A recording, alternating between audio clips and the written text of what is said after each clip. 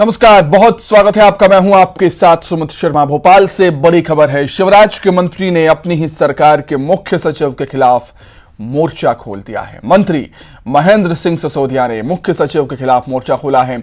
मुख्य सचिव इकबाल सिंह बैस को निरंकुश बता दिया। निरंकुश प्रशासन का आधार इकबाल सिंह बैस हैं, महेंद्र सिंह सिसोदिया ऐसा कहते हैं। शिवपुरी एसपी राजेश चंदेल की मनमानी पर भी सवाल उठाए हैं। थाना प्रभारियों की पोस्टिंग में मनमानी को लेकर नाराज हुए हैं पंचायत एवं ग्रामीण विकास मंत्री महेंद्र सिंह सिसोदिया।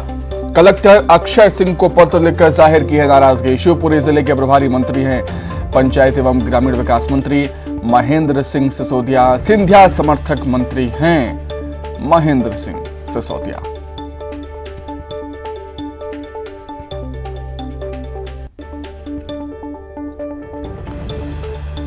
तो शिवराज कैबिनेट के मंत्री महेंद्र सिंह सिसोदिया ने सरकार के मुख्य सचिव के खिलाफ मोर्चा खोल दिया है। मुख्य सचिव इकबाल सिंह बैस को उन्होंने निरंकुश बता दिया। सिसोदिया कहते हैं कि निरंकुश प्रशासन का आधार इकबाल सिंह बैस हैं।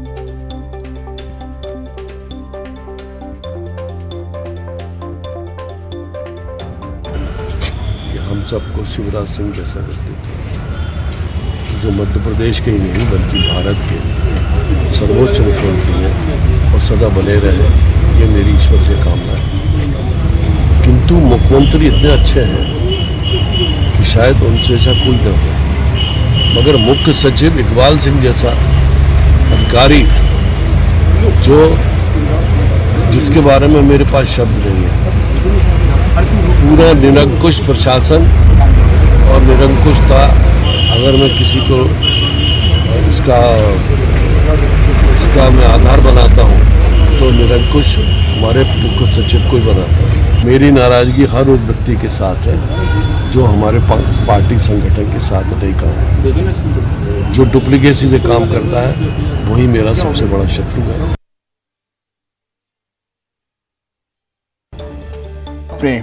पंचायत एवं ग्रामीण विकास मंत्री महेंद्र सिंह सिसोदिया को मुख्य सचिव इकबाल सिंह बैस को निरंकुश वो बता रहे हैं और शिवपुरी एसपी राजेश चंदेल की मनमानी पर भी सवाल उठाए।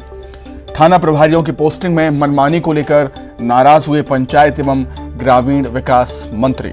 चलिए, आखिर पूरा माजरा क्या है, आखिर इसके पीछे की वजह क्या हो सकती है, वो हम समझने के लिए सीधे राजधानी भोपाल का रुख कर लेते हैं। हमारे साथ शरद श्रीवास्तव इस समय जुड़ गए हैं लाइव। शरद, यूं ही कोई किसी पर आरोप नहीं लगाता, कुछ तो हुआ होगा, इसलिए पंचायत एवं ग्रामीण विकास मंत्री महेंद्र सिंह सिसोदिया ने इकबाल सिंह बैस को निरंकुश बता दिया है। आखिर वजह क्या है इसके पीछे? देखिए, इसके पीछे की वजह तो खुद महेंद्र सिंह सिसोदिया ही बेहतर तरीके से बता सकते हैं, लेकिन वजह जो भी रही हो, जिस तरीके से उन्होंने सार्वजनिक तौर से बयान दिया है वो निश्चित तौर पर अपने आप में गंभीर है, क्योंकि मुख्य सचिव कोई आम अधिकारी नहीं है, पूरे प्रशासनिक अमले के मुखिया एक तरीके से कहा जाए पूरे प्रदेश के, तो वो मुख्य सचिव होते हैं। और अगर मुख्य सचिव के खिलाफ में एक मंत्री को बोलना पड़ जाए, कैबिनेट मंत्री को बोलना पड़ जाए और मुखर होकर बोलना पड़ जाए, यहाँ तक कि उनको निरंकुश भी उन्होंने कह दिया है, तो फिर निश्चित तौर पर यह मामला बेहद गंभीर हो जाता है। और सवाल ये भी खड़े हो जाते हैं कि क्या महेंद्र सिंह सिसोदिया ने ऐसा तब जाकर किया है जब वो इससे पहले जितने भी प्रयास उनके स्तर पर प्रशासनिक या सरकार के स्तर पर किए जा सकते थे या पार्टी स्तर पर किए जा सकते थे वो कर चुके होंगे। क्योंकि कोई मंत्री अगर बयान दें और सार्वजनिक तौर से अपनी ही सरकार के मुख्य सचिव के खिलाफ बयान दें तो निश्चित ही फिर राजनीतिक तौर पर भी कई तरीके के सवाल खड़े होते हैं और विपक्ष को एक बड़ा मौका मिल जाता है। होना तो ये चाहिए था कि एक जो प्लेटफॉर्म है, निश्चित प्लेटफॉर्म है, उचित प्लेटफॉर्म है, उस पर वो अपनी बात रखते, मुख्यमंत्री के सामने वो अपनी बात रखते, या अगर ज्यादा बड़ी बात थी तो पार्टी संगठन या सरकार दोनों के सामने अपनी बात रखते।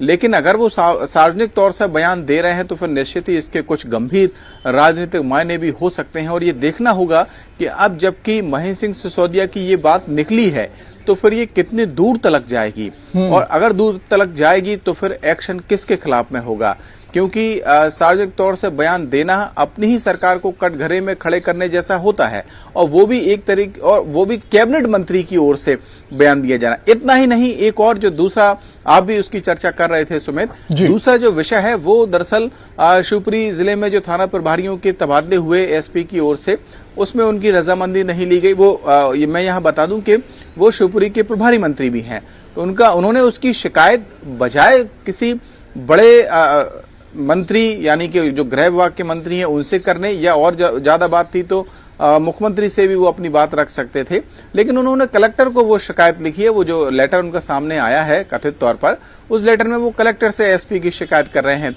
और उसकी प्रतिलिपि बजाय होम मिनिस्टर के या मुख्यमंत्री को भेजने के, ज्योतिरादित्य सिंधिया के निज सचिव को वो भेज रहे हैं उसकी प्रतिलिपि के तौर पर। तो ये अपने आप में भी ये सवाल खड़ा होता है कि क्या महेंद्र सिंह सिसोदिया ये सारी बातें अपने स्तर से ही कर रहे हैं, या उनके जो बड़े नेता हैं उनके संज्ञान में ये मामले पहले से आ चुके हैं। मैं यहाँ विशेष रूप से ये उल्लेख करना चाहता हूं कि महेंद्र सिंह सिसोदिया ज्योतिरादित्य सिंधिया के खेमे के मंत्री हैं, सरकार में इस वक्त जो शामिल हैं, और इससे पहले जब कमलनाथ की सरकार थी और जब बगावत के सुर उठ रहे थे तो उसमें महेंद्र सिंह सिसोदिया सबसे आगे। बिल्कुल बिल्कुल ठीक बात कही आपने, बिल्कुल इस बात का जिक्र किया, और ये भी ठीक बात है शरद की कहीं ना कहीं उनको मुख्यमंत्री से बातचीत करनी होती, लेकिन उन्होंने सीधे सार्वजनिक तौर पर ये बात कही है। देखने वाली बात होगी बीजेपी किस तरीके से लेती है इस बात को। बहुत धन्यवाद आपका शरद, जुड़ने के लिए और तमाम बातचीत करिए। आगे बढ़ते हैं, ग्वालियर से बड़ी खबर है। लापरवाही मामले में निजी अस्पताल के 7 लोगों पर एफआईआर दर्ज हुई। निजी अस्पताल में डिलीवरी के दौरान शिशु की मौत हुई थी, और 20 नवंबर 2021 को मुरार के रुद्राक्ष अस्पताल में घटना हुई थी। फरियादी जितेंद्र शर्मा ने मुरार थाने में शिकायत की थी। इसकी स्वास्थ्य विभाग की जांच रिपोर्ट के बाद एफआईआर दर्ज हुई है। रुद्राक्ष अस्पताल के 4 डॉक्टर सहित 7 पर एफआईआर हुई।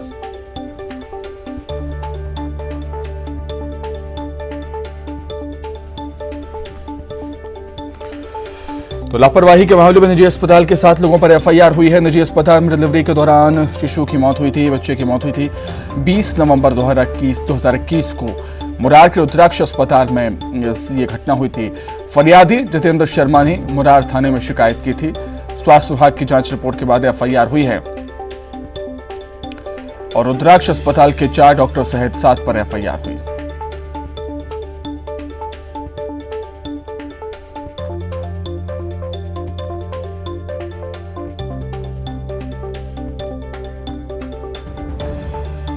लापरवाही के मामले में निजी अस्पताल के 7 लोगों पर एफआईआर। निजी अस्पताल में डिलीवरी के दौरान शिशु की मौत हो गई थी, बच्चे की मौत हुई थी। 20 नवंबर 2021 का ये मामला है। मुरार के रुद्राक्ष अस्पताल में शिशु की मौत हुई थी डिलीवरी के दौरान। फरियादी जितेंद्र शर्मा ने मुरार थाने में शिकायत की थी, और स्वास्थ्य विभाग ने जांच की। स्वास्थ्य विभाग की जांच रिपोर्ट के बाद अब एफआईआर हुई है। रुद्राक्ष अस्पताल के 4 डॉक्टर सहित 7 पर एफआईआर हुई है।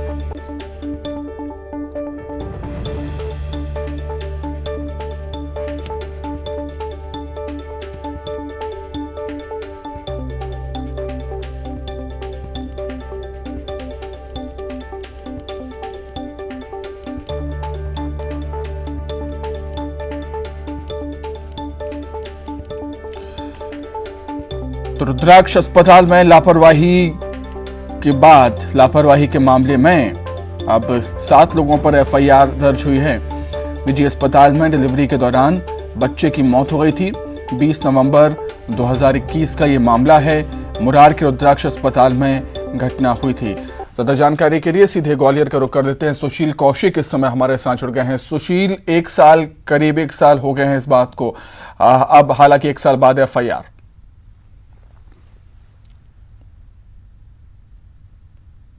का पूरा ये वाकया था, जो रुद्राक्ष अस्पताल है उसमें जो प्रसूता थी उसकी डिलीवरी हुई थी, और डिलीवरी के दौरान ही जो गर्भस्थ शिशु था उसकी मौत हो गई थी। और इस गंभीर मामले को लेकर जो फरियादी था महिला का पति जितेंद्र शर्मा, उसने मुरार थाने में शिकायत दर्ज कराई थी। स्वास्थ्य विभाग से भी इस बात की शिकायत की थी, लेकिन 1 साल की जांच के बाद इस मामले में पुलिस ने 7 लोगों पर एफआईआर दर्ज की है। रुद्राक्ष अस्पताल के जो 4 डॉक्टर हैं और नर्सों सहित कुल 7 लोगों को इसमें आरोपी बनाया गया है लापरवाही को लेकर। और सबसे बड़ी बात यही है कि इसमें जो सरकारी अस्पताल है मुरार जिला अस्पताल का प्रसूति गृह, वो भी कहीं ना कहीं इस लापरवाही के जिम्मेदार है, क्योंकि जितेंद्र शर्मा अपनी पत्नी को डिलीवरी के लिए सबसे पहले मुरार के सरकारी प्रसूति गृह में ही लेकर गया था, लेकिन वहाँ पर जो तैनात डॉक्टर और नर्सें थी, उन्होंने वहाँ पर काम चलने की बात कहकर, काम होने की बात कहकर जो निजी अस्पताल है, उस निजी अस्पताल में जितेंद्र शर्मा को अपनी पत्नी के साथ भेज दिया था। और यही वजह है कि वहाँ पर जब प्रसूता का ऑपरेशन हुआ और डिलीवरी हुई, तो उसी दौरान जो है गर्भस्थ जो शिशु था उसकी टाँके खुलने से मौत हो गई। और कहीं ना कहीं इसमें अगर देखें तो निजी अस्पताल के डॉक्टर और नर्सों पर तो कार्रवाई हो गई है, लेकिन जो जिम्मेदार हैं मुरार सरकारी अस्पताल के, जिला अस्पताल के प्रसूति गृह के तत्कालीन जो ड्यूटी डॉक्टर और जो नर्सें थी, उन पर भी कार्रवाई होना चाहिए, इस तरह का फरियादी का कहना है। तो कहीं ना कहीं हालांकि 1 साल बाद जो है स्वास्थ्य विभाग के अधिकारियों के जांच रिपोर्ट के आधार पर मुरार पुलिस ने इसमें FIR दर्ज की है। ठीक है सुशील, बहुत शुक्रिया आपका तमाम जानकारी के लिए। हमारे साथ जुड़ने के लिए आपका बहुत धन्यवाद।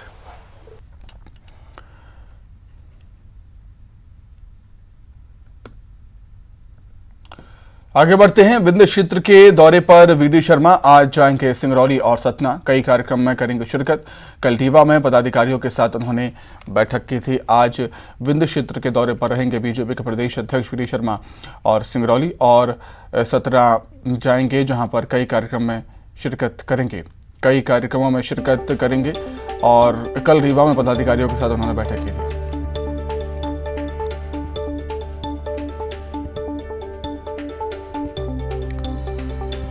बीजेपी के प्रदेश अध्यक्ष VD शर्मा विंध्य क्षेत्र के दौरे पर आज रहने वाले हैं। आज वो सतना और सिंगरौली जाएंगे, जहां पर कई कार्यक्रम आयोजित होंगे। बीजेपी के कार्यकर्ताओं से मुलाकात करेंगे। कल रीवा में पदाधिकारियों के साथ उनकी बैठक थी। वहीं MP कांग्रेस के कार्यकर्ता और नेता दिल्ली रवाना होंगे। महंगाई को लेकर हो रही रैली में वो शामिल होंगे। 4 सितंबर को रामलीला मैदान में आयोजन है। केंद्र सरकार के खिलाफ प्रदर्शन किया जाएगा। महंगाई और बेरोजगारी को लेकर कांग्रेस के आला नेता भी इस कार्यक्रम में, इस आयोजन में शामिल होंगे, इस प्रदर्शन में शामिल होंगे।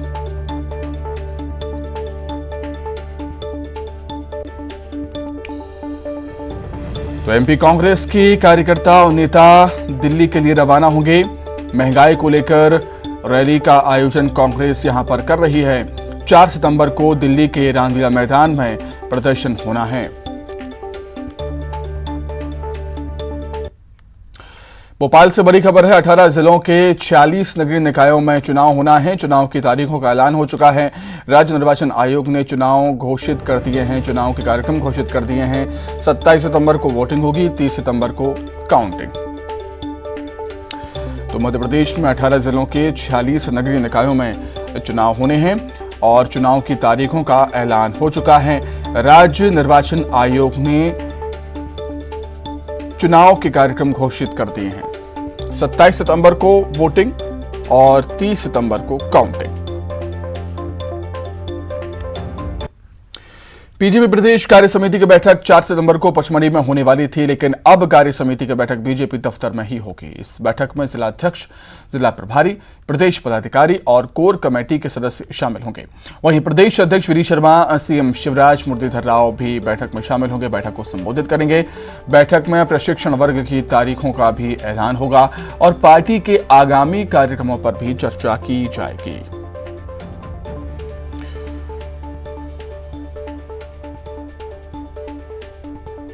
4 तारीख को प्रातः 11 बजे भारतीय जनता पार्टी मध्य प्रदेश के सभी सम्माननीय जिलाध्यक्ष, जिले के प्रभारी, सभी प्रदेश के पदाधिकारी, सभी मोर्चों के प्रदेश के अध्यक्ष और प्रकोष्ठों के प्रदेश के संयोजक, इस नाते से ये सभी कार्यकर्ता अपेक्षित हैं। साथ ही प्रदेश की जो हमारी कोर कमेटी, ये भी सभी सम्माननीय नेता यहाँ उपस्थित रहने वाले हैं। इस बैठक के लिए माननीय शिव प्रकाश जी, माननीय अजय जामवाल जी, माननीय मुरलीधर राव जी, माननीय मुख्यमंत्री जी, माननीय प्रदेश अध्यक्ष जी, सभी नेताओं का मार्गदर्शन हमको मिलने वाला है और आगे की कार्य योजना, आगे के कार्यक्रम, इस पर हम चर्चा करने वाले हैं।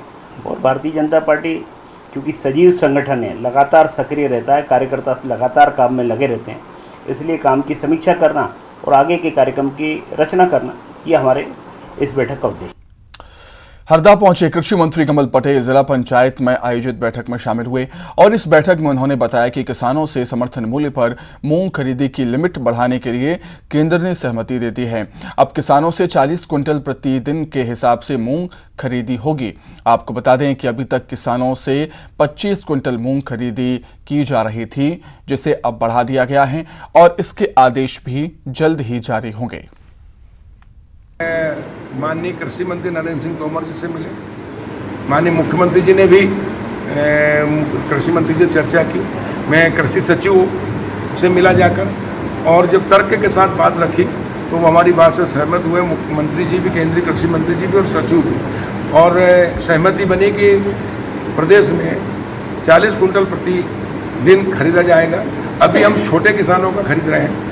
75% हम छोटे किसानों को जो 1 हेक्टेयर के अंदर है, 2 हेक्टेयर के कम है, उनको देते हैं। 25% बड़े किसान। जब छोटे किसानों का पूरा माल तुल जाएगा उसके बाद फिर डबल से ऐसे। भोपाल में एमआईसी मेंबर में टूट फूट हुई है। एमआईसी सदस्य सत्येंद्र शुक्ला और छाया ठाकुर ने त्यागपत्र दे दिया, रिजाइन कर दिया। गोविंदपुरा विधानसभा क्षेत्र की उपेक्षा से ये नाराज थे। महापौर परिषद सदस्य में विभाग आवंटन में क्षेत्र की उपेक्षा हुई, उनका यह कहना है। क्षेत्र की उपेक्षा से कार्यकर्ता और रहवासियों में असंतोष है। निगम चुनाव में क्षेत्र ने सबसे ज्यादा पार्षद 17 बीजेपी को दिए। महापौर को 64,000 वोटों की लीड मिली गोविंदपुरा विधानसभा क्षेत्र से। यह कहना है एमआईसी सदस्य जतेंद्र शुक्ला और छाया ठाकुर का। तो भोपाल में एमआईसी मेंबर में टूट फूट हुई। उद्यान के मंत्री भारत सिंह कुशवाहा ने जैविक खेती पर जोर देते हुए कहा कि किसानों को परंपरागत खेती से बाहर लाने का सरकार प्रयास कर रही है। प्रदेश के 1 दर्जन से ज्यादा जिलों में किसान जैविक पद्धति से खेती करेंगे, जिसके तहत किसान फल फूल और औषधीय पौधों की खेती करेंगे, जिसके लिए सरकार इन किसानों को ट्रेनिंग भी दे रही है। वहीं 1 साल तक किसानों को जैविक खाद बीज भी सरकार उपलब्ध कराएगी और उन्होंने कहा कि जैविक खाद के उपयोग से किसानों का उत्पादन बढ़ेगा, आम लोगों को भी शुद्ध खाद्यान्न मिलेगा। मध्य प्रदेश में किसानों को परंपरागत खेती से आधुनिक खेती तरफ ले जाने का प्रयास लगातार मध्य प्रदेश सरकार कर रही है। उसी कड़ी में कुछ नए उपक्रम भी शुरू किए गए हैं। प्रदेश के 12 जिलों के किसानों को प्रशिक्षण दिया जाएगा ताकि वो परंपरागत खेती से हटकर बागवानी और औषधीय पौधों की खेती करें। हमारे साथ मंत्री भारत सिंह कुशवाहा जी मौजूद हैं, उनसे जानते हैं सर किस तरह का ये पूरा प्रोग्राम रहेगा और क्यों किसानों को इस तरफ जागरूक किया जा रहा है।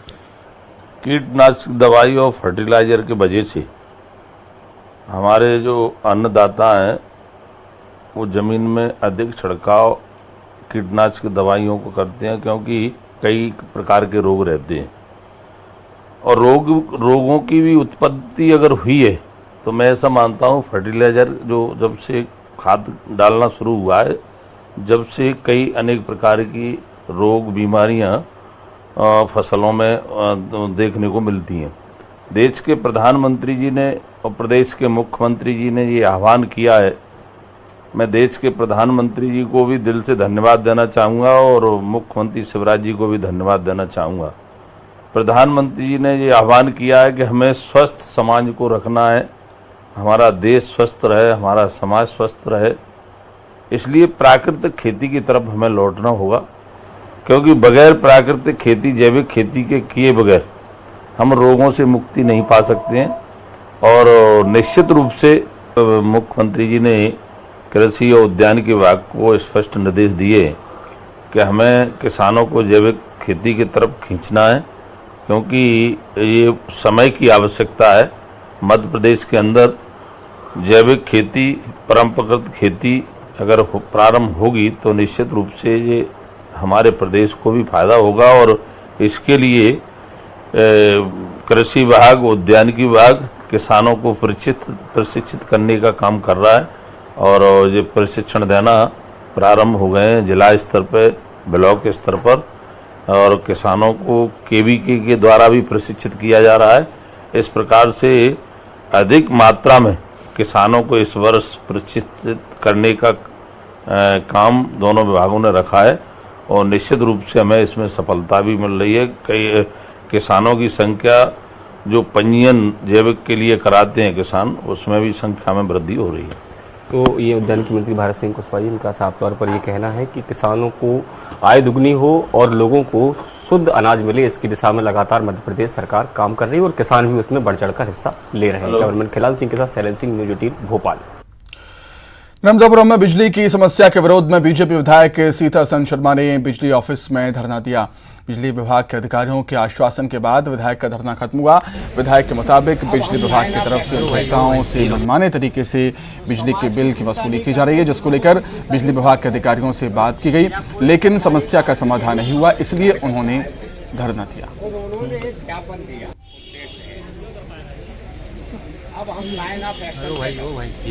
आपने देखा होगा कि ये इसमें 80% गैर राजनीतिक लोग थे, उपभोक्ता थे।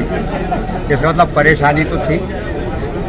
इन परेशानियों के लिए इंडिविजुअली हम बात करते रहते थे पहले भी, जो हमारे ऑफिस में आते थे। किंतु स्वाभाविक है कि ऑफिस में सारे लोग नहीं आ पाते, सारे लोगों को जानकारी भी नहीं रहती, इसलिए उसको सोशल मीडिया पर डाला गया तो सारे लोग आज एक ही स्थान पर एकत्रित हो गए। हम ऑफिस में बुला लेते तो भी कोई फायदा नहीं था, क्योंकि वहाँ अधिकारी नहीं थे। पर यहाँ समस्या वाले भी थे, समाधान करने वाले भी थे, और दोनों के बीच में बातचीत कराने वाले हम लोग। इस कारण से ये उसको धरना नाम दिया गया। वास्तव में डिस्कशन था और डिस्कशन सफल रहा। मैं सोचता हूँ कि जो तय हुआ है वो आगामी समय में लागू हो जाएगा और जनता को कोई तकलीफ नहीं आएगी। प्रदेश स्तर पर बात मैं कर रहा हूँ कि उन्हें हटाया जाए। जनता का प्रतिनिधि हूँ और इसलिए मैदान में आना मेरा धर्म है। और इस आइए अब एक नजर 25 सेकंड में खबरों पर।